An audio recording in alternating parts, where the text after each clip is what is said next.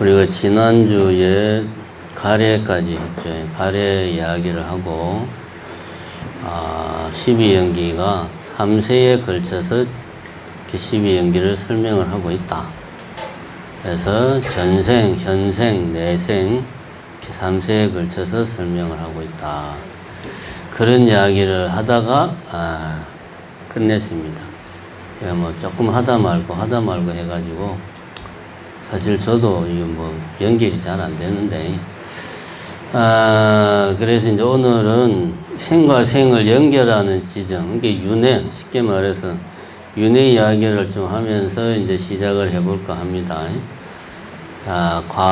전생은 무명행까지가 전생이죠. 내생은 생과 노사가 내생이고, 그 사이에 있는 게 현생이다. 이렇게 봅니다.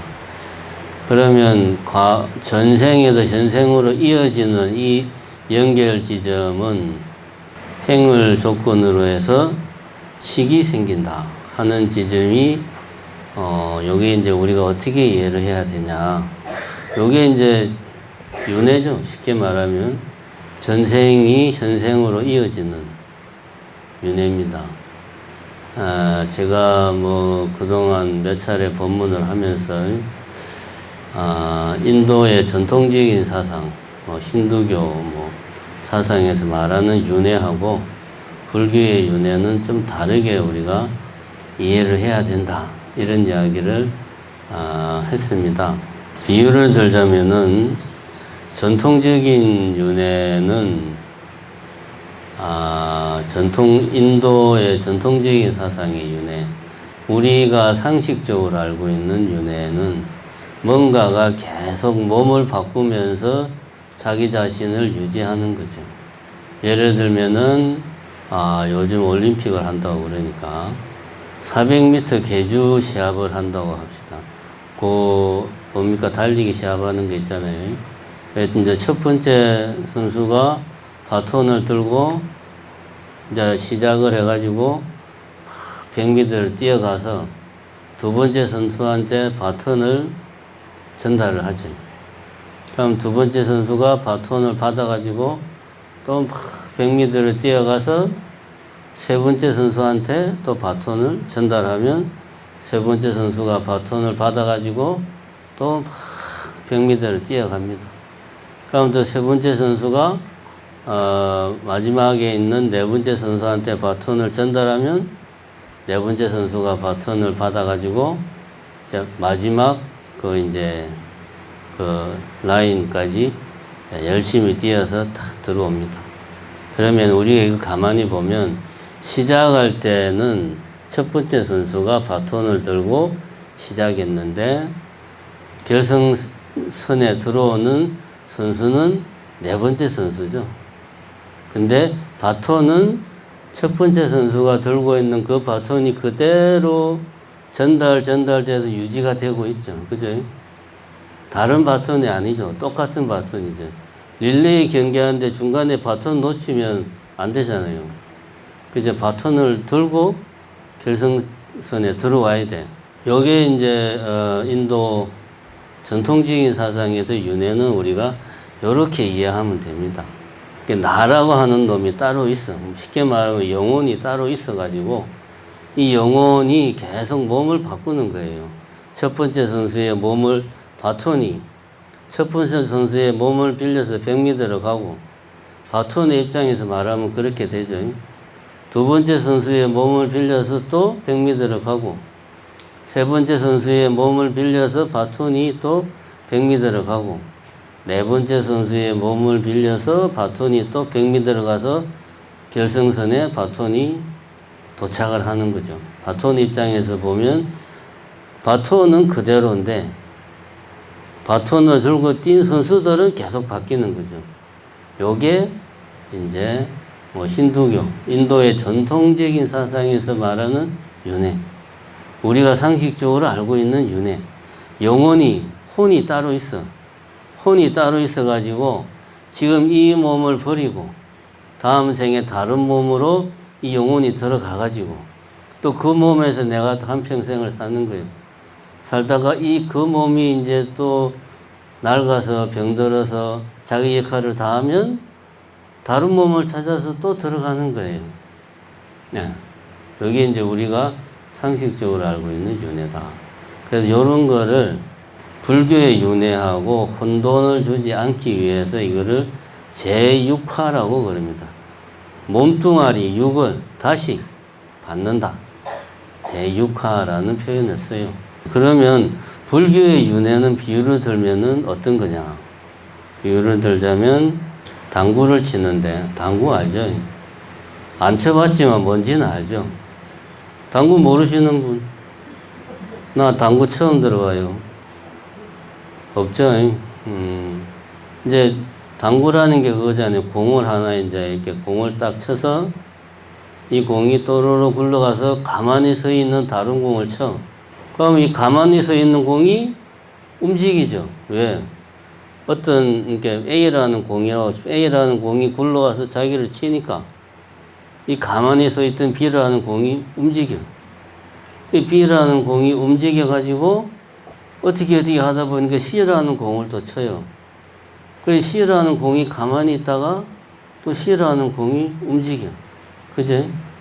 그래서 또 C라는 공이 막 움직여가지고 D라는 공을 쳐. 그래서 D라는 공이 가만히 있다가 움직여가지고 구멍 속으로 쏙 들어가요. 그러면 당구를 치는 사람은 D라는 공을 저 구멍 속에 넣기 위해서 D를 친 게 아니고 A라는 공을 쳐가지고 D라는 공을 저 구멍 속에다 집어넣는 겁니다. 그러면 요때는 아까 그 400m 계주하고 다른 게 뭐냐 하면 400m 계주는 바톤이 계속 이어지죠. 전달이 되죠. 근데 이 당구는 A라는 공이 그대로 B라는 공에 계속 이어집니까? 안 그렇죠. A라는 공은 B라는 공을 치고 지는 뭐 그 자리에 있거나 다른 데로 가죠. 그리고 가만히 있던 B라는 공이 A라는 공한테 맞아가지고 움직이는 거죠. 그죠? 근데 결과적으로는 어쨌든 당구를 치는 사람이 A라는 공을 쳐서 D라는 공을 구멍 속에 집어넣는 거예요. 그래서 마치 A라는 공을 쳐서 공이 쫙 가가지고 D까지 가서 D라는 공이 구멍 속으로 쏙 들어가는 것처럼 보이는 거죠. 그러니까 불교의 윤회는 이런 겁니다. 뭔가 계속 이어지는 게 없어요. 그죠? 요 당구에서는 계속 바톤 같은 게 없죠. 이어지는 게 없습니다. 그래서 불교에서는 불교의 윤회는 이제 시기상속한다라는 표현을 씁니다. 그 찰나식, 의식, 우리의 마음이 찰나찰나 생겼다가 사라지는데, 생겼다가 사라지면서 다음 찰나의 마음에 내가 다음 찰나의 마음이 일어나는 조건이 돼. 그리고 조건이 되고 사라져. 그리고 다음 찰나의 마음은 지금 찰나의 마음에 영향을 받아가지고 마치 당구공처럼 뭔가가 툭 자기를 치니까 B라는 공이 가만히 있다가 움직이는 것처럼 다음 찰나의 마음이 생기는 거죠. 이런 식으로 해서 마치 당구공이 서로 툭툭툭툭 치면서 움직이듯이 우리의 마음이 그렇게 흘러간다 라고 이야기를 합니다. 이것이 찰나찰나 진행되는 것은 식이 이렇게 흐른다. 이것이 확장되면 어떻게 됩니까? 그럼 우리의 삶 자체가 이번 생이 다음 생으로 그 다음 생으로 그렇게 흘러간다. 이어진다가 아니고 마치 바톤이 계속 이어지듯이 이어지는 게 아니고 흘러간다. 그러면 구체적으로 죽음의 순간, 지금 생에 내가 죽음의 순간 다음 생으로 넘어가는 게 어떤 모습이냐 같이 생각하면 되죠. 아까 제가 당구공 이야기했습니다. 당구공이 뚜루루 굴러와가지고 가만히 있는 공을 툭 쳐서 이 공이 가만히 있다가 움직이는 거예요. 이 B라는 공은 가만히 있었는데 그냥 A라는 공이 와서 자기를 쳐가지고 움직이는 거예요. 똑같습니다. 우리가 이제 그런 이야기 합니다. 아레아식 이런 이야기 하고 막 그러죠. 아주 심층의식, 현대심리학에서 말하는 무의식, 가장 깊은 마음은 결코 끊어지지 않고 우리가 그 아버지의 정자와 어머니의 난자가 결합하는 순간부터 마음은 항상 끊어지지 않고 계속 지금 말한 대로 흐른다. 아까 내가 흐른다는 게 당구공이 툭툭 치는 거라는 걸 이야기했죠. 이렇게 흐른다라고 불교에서는 이야기합니다. 왜 찰나 그렇게 흐릅니다. 아버님의 정자와 어머님의 난자가 만나는 그 찰나부터 언제까지? 내가 숨이 끊어지는 순간까지, 끊어지는 그 마지막 찰나까지. 1찰나는 몇 초라고 그랬죠, 제가? 75분의 1초. 그게 딱 정명한 건 아닌데 하여튼 비슷합니다. 아주 마지막 순간, 그 순간까지도 마음은 그렇게 흘러간다. 그러면 제일 마지막 마음을 뭐라 그러냐? 이걸 이제 우리가 죽음의 마음이다. 그렇게 해요. 이 죽음의 마음이 조건이 돼가지고 다음 생에 첫 찰나의 마음이 있을 거 아닙니까? 그 어떤 생이 시작되는 그 찰나의 마음, 그 마음이 생기게 하는 조건이 된다. 마치 A 당구공이 B라는 당구공을 치는 것처럼 B라는 당구공이 가만히 있다가 A라는 당구공은 치고 자기는 이제 힘을 잃고 거기에 서버리고, 이게 뭡니까? 우리는 이걸 보고 A가 죽었네 라고 이제 말을 하는 거죠. B는 그 힘을 받아가지고 갑자기 움직여. 제가 새로운 생명이 탄생했네 라고 이제 우리는 이야기를 하는 겁니다. 그래서 요 B의 첫 번째 마음을 불교 이 교학에서는 재생연결식이다 이렇게 이야기를 합니다. 마지막 마음을 뭐라고 그랬지 아까? 죽음의 마음. 생의 첫 번째 마음은 재생연결식. 그럼 그 사이에 쭉 흐르는 마음은 존재지속심이라고 말을 합니다. 그러니까 재생, 다시 태어나도록 연결해주는 마음이다. 재생연결식, 식은 마음이죠. 이렇게 해가지고 한 생과 다른 생이 흐름이 이어지는 겁니다. 흐름이. 이렇게 보면 각각은 마치 어떤 영혼이 있어가지고 그 영혼이 몸을 바꾸어서 여기에서 이 몸에서 저 몸으로 가는 게 아니고, 이 A라는 이 마음은 하나의 조건으로 B에게 작용을 하고 자기는 찰나멸, 그 찰나에 사라지고, B라는 마음이 이 조건을 받아서 찰나생, 생겨나는 겁니다. 이때부터 생이 시작이 되는 거예요. 요게 좁은 의미에서 보면 윤회죠. 두 생이 이어지니까 우리 눈에 보기에는 이 윤회입니다.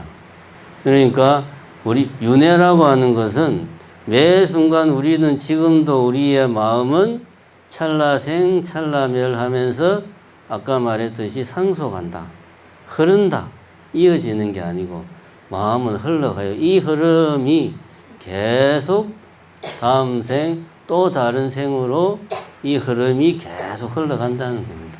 이것이 불교에서 말하는 윤회다. 그럼 누군가가 가는 것도 아니고 오는 것도 아닌데 새로운 생명이 생이 시작하고 하나의 생이 끝나는 거죠.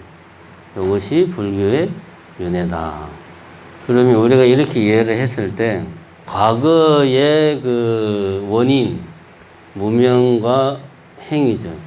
과거의 원인을 조건으로 해서 현재의 과보, 결과가 생긴다. 12연기에서 현재의 결과는 무명행, 다음이 뭡니까?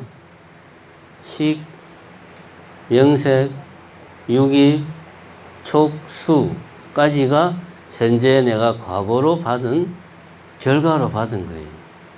지난 과거 생에 지은 업의 결과, 내가 지금 현재 생에서 받은 게 식, 명색, 유기, 촉, 수까지다. 그럼 이거 각각이 뭐냐? 처음에 시기라고 그랬죠. 제가 아까 한나의 생이 시작하는 찰나에 제일 먼저 일어나는 것이 뭐라고 그랬죠? 재생연결식. 식이 제일 먼저 일어나. 재생연결식. 그 식을 조건을 해가지고 명색. 명색은 명은 이름 명자죠. 이름. 색은 색깔 할 때 색. 그러니까 명은 쉽게 말하면 뭐 정신이고, 색은 형색이 있는 거, 모양이 있고 색깔이 있는 거, 뭐 물질이다 이렇게 볼 수 있는데, 요렇게만 우리가 이해를 하면 명색을 마치 이 세상 정신과 물질하면 이 세상 모든 것으로 이해를 하는데, 우리가 초기 불교에서는 항상 오원은 나를 두고 하는 말이에요. 나. 그럼 명색도 마찬가지입니다. 명색은 오원을 다른 말로 한 거예요. 그냥. 그 명이라고 하는 것은 오원 중에서 정신적인 부분이 뭐냐? 수원, 상원, 행원. 물질적인 부분이 색원. 수원, 상원, 행원을 합쳐서 명이라고 했고, 이름을 그렇게 지은 겁니다. 색원을 색이라고 해서. 그러면 이게 무슨 말이냐? 식을 조건으로 해서, 오원 중에서 식원. 식을 조건으로 해가지고, 나머지 수원, 상원, 행원이 발생하고, 색원이 발생을 한다. 다시 말해서, 하나의 생이 시작하는 찰나에 가장 결정적인 역할을 하는 것은 재생연결식이다. 그럼 진짜로 재생연결식이 제일 먼저 생기고 그 다음 찰나에 뭐 수원, 상원, 행운이 생기고 이게 아니고 재생연결식이 결정적인 역할을 한다는 거죠. 다른 것들도 역할을 하지만 이거를 시간 순서로 생각하면 안 돼요. 경전에도 식과 명색은 동시에 발생한다. 그렇게 나옵니다. 동시에. 이게 무슨 말이냐 하면 이전 생에 죽음의 마음이 조건이 돼가지고 이번 생에 오원이 발생한다. 그런 말이에요. 근데 여기에서 결정적인 역할을 하는 게 바로 식원, 마음, 재생연결식이라고 하는 생의 첫 번째 찰나의 마음이 결정적인 역할을 한다.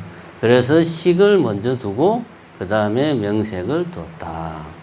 이렇게 이해를 하시면 됩니다.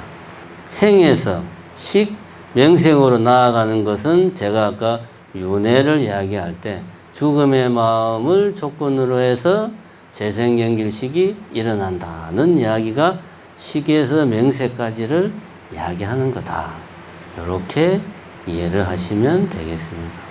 명색, 6입은 뭡니까? 명색까지는 됐고, 6입은 뭐죠? 명색 다음에 6입이죠. 명색을 조건으로 해서 6입이 생긴다. 6입은 6입, 이거는 6가지, 뭐, 6처라는 말도 쓰고, 6입처라는 말도 쓰고, 그 다음에 요걸 12처라고 해가지고, 6내입과 6내입처, 6외입처로 나누어서 또 12입처라고 말하기도 해요.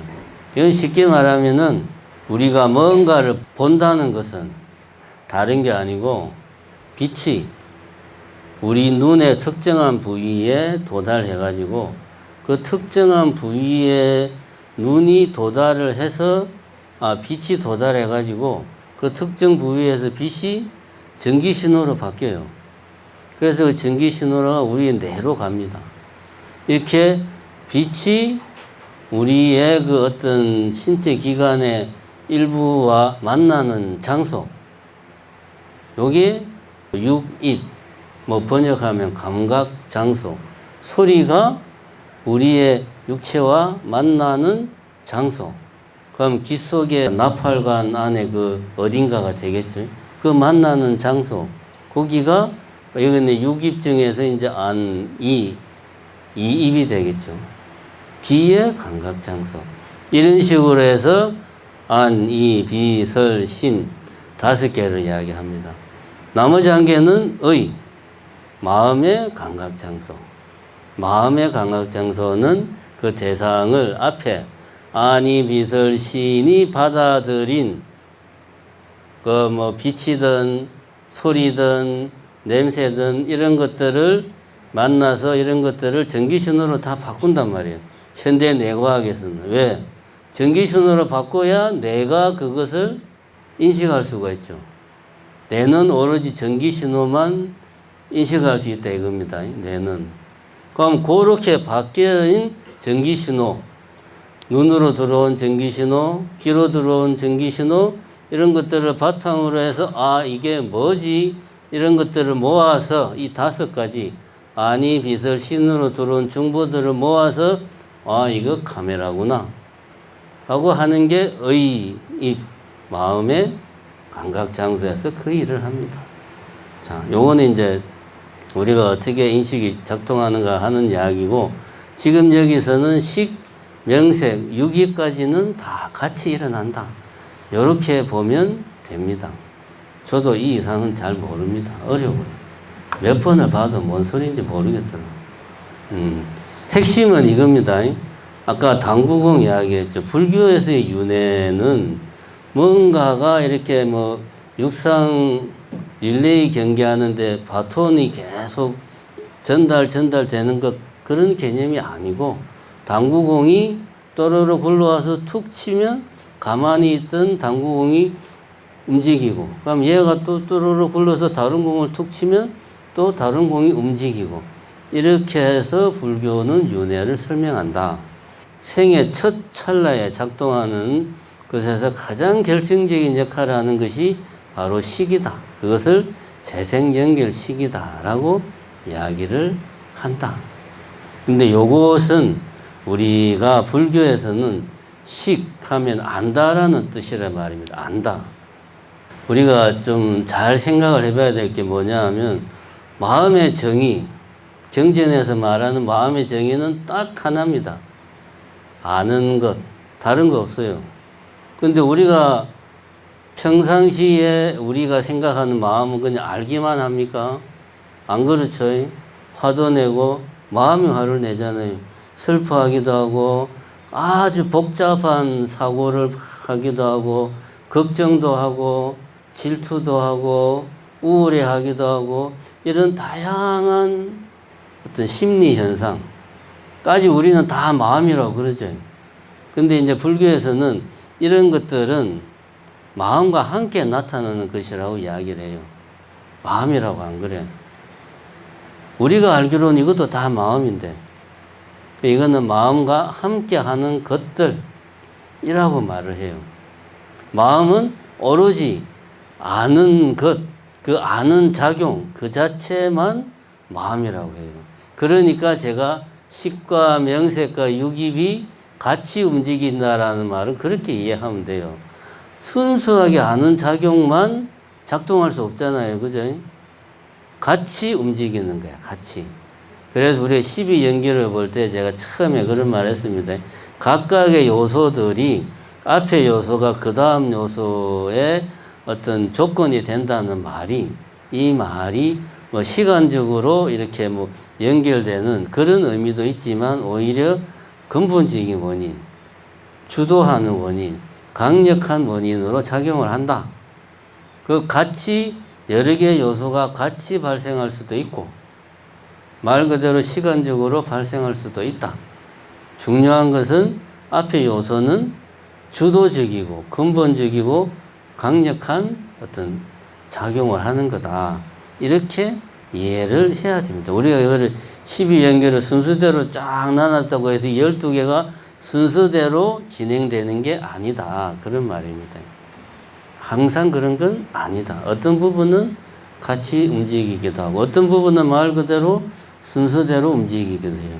예를 들면은 생이 전환되는 부분은 순서대로 작동하겠죠. 이 찰나에서 죽음의 마음이 사라지면서 다음 찰나에 재생연결식이 생기는 것, 이건 동시에 일어나면 안 되잖아요. 그죠? 이런 거는 이제 시간을, 텀을 두고, 근데 이 텀이라는 게 뭐 1초, 2초가 아니죠.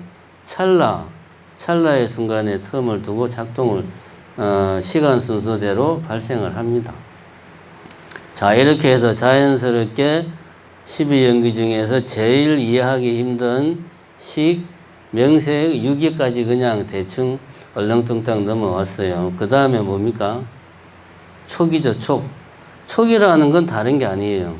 식, 명생, 유기. 촉은, 촉. 말 그대로 우리가 터치하는 게 촉이잖아, 촉. 감촉이 좋다 할 때, 촉. 그죠? 그게 촉입니다. 그게 터치하는 거. 이거는 무슨 말이냐면, 우리가 뭔가를 본다. 내가 뭔가를 본다라는 그 사건, 그것 자체를 말하는 거예요. 본다라는 것은 뭐냐? 어딘가에서 빛과 내 마음이 만나는 거예요. 만나는 사건이 일어나. 그게 촉입니다. 어디에서? 눈에서. 근데 눈이라고 말하면 대충 맞는 거고 정확하게 말해야지. 우리 눈에서 빛과 마음이 만나는 지점은 어디냐? 엄밀하게 따지면 망막이죠, 망막. 지금 옆 사람 눈동자를 자세히 보세요. 눈동자 그 흰자위 말고 안에 그 가운데 동그란 그 사이에 홍채 빼고 그 홍채 안에 동그란 거 있잖아. 그게 망막이란 말이고, 그걸 자세히 봐봐요. 보면은 내 얼굴이 그 안에 있어. 그 눈동자 안에. 내 모습이 그 망막 안에 그대로 담겨 있습니다. 마치 카메라 렌즈처럼 그대로 들어가 있어요. 거기가 빛과 내 마음이 만나는 장소예요. 그러니까 어디에서? 망막에서.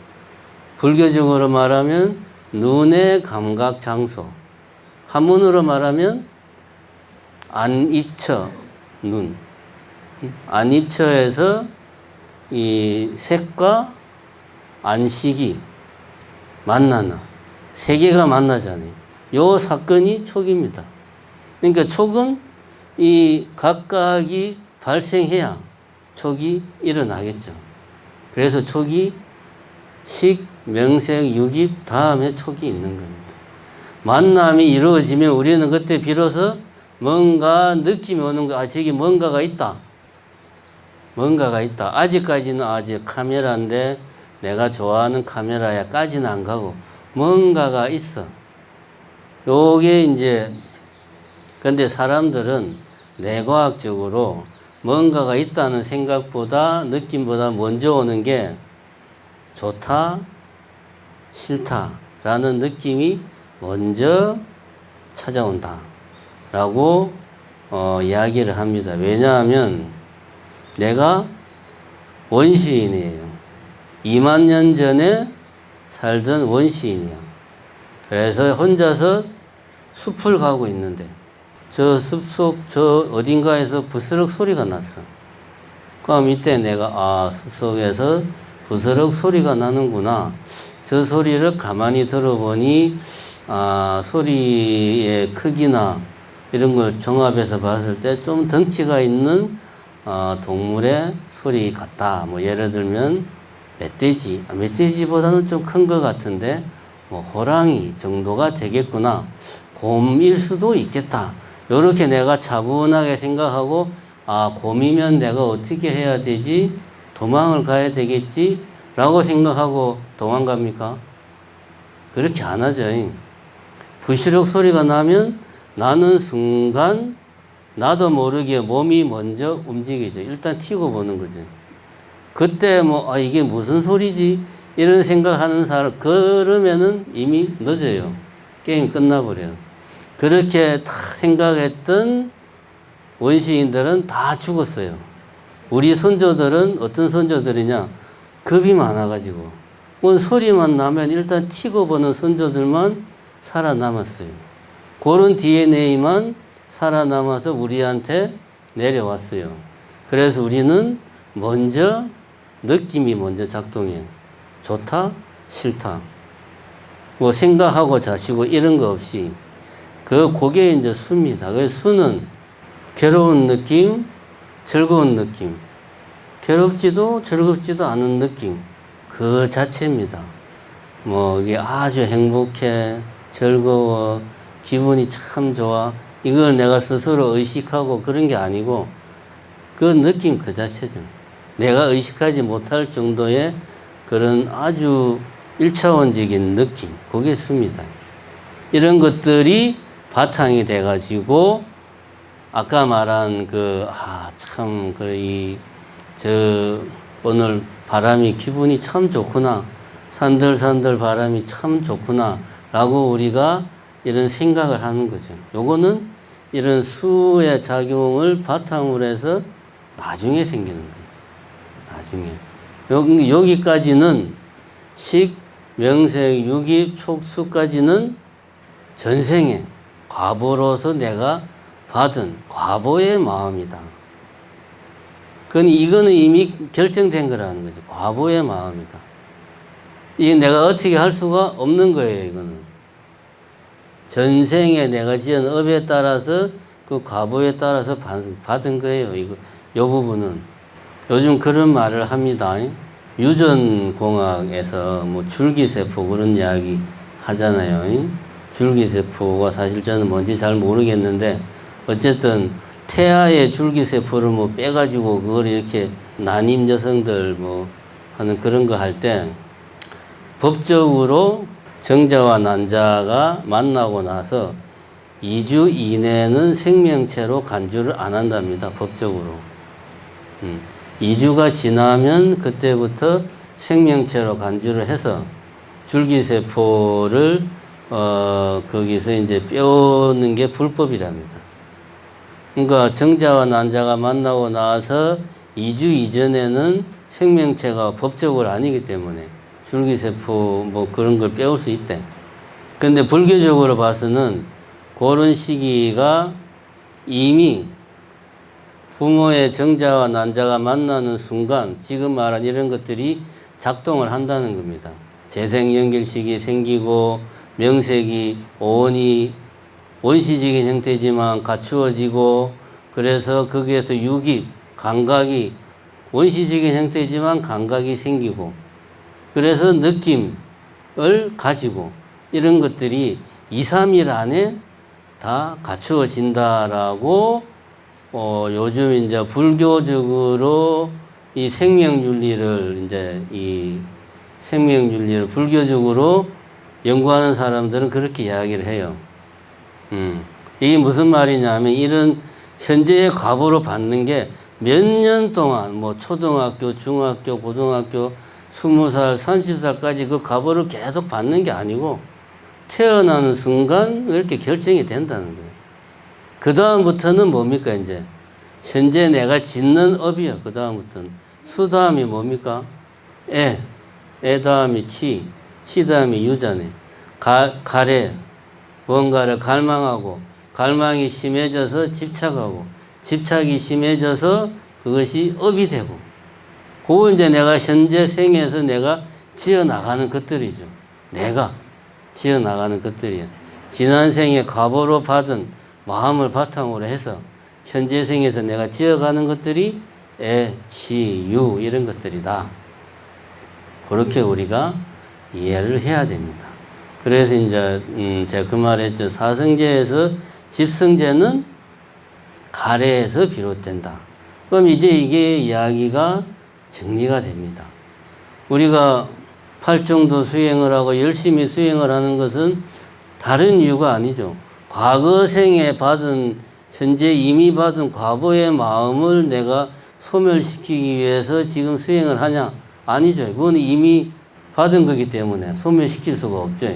현재 내가 짓고 있는 잘못된 업, 현재 내가 무명에서 비롯되어서 지어나가고 있는 집착, 애착, 잘못된 업, 선하지 못한 업을 소멸시키는 게 수행이란 말이에요. 그러니까 수행에서 우리의 대상이 되는 것은 현재 내가 짓고 있는 업이다. 현재 짓고 있는 업은 가래에서부터 비롯되니까 사성제에서 집성제는 가래에서 비롯된다라고 부처님이 이야기를 하신 거죠. 왜냐하면 수행의 대상은 현재 내가 짓고 있는 업이니까. 내가 전생에 지은 업의 결과가 수행의 대상이 아니고 다음 생에 지을지도 모를 그 뭔가가 아니고 지금 생에 내가 짓고 있는 업이 내가 소멸하고자 하는 그 대상이 되기 때문에 집성제의 고는 가래에서 비롯된다라고 이렇게 이야기를 하는 겁니다. 자, 이렇게 이제 오늘은 12연기 중에서 현재 그 과거로 받은 마음, 그 과거의 원인, 이런 것들 각각에 대해서 살펴보는 시간을 가졌습니다. 감사합니다.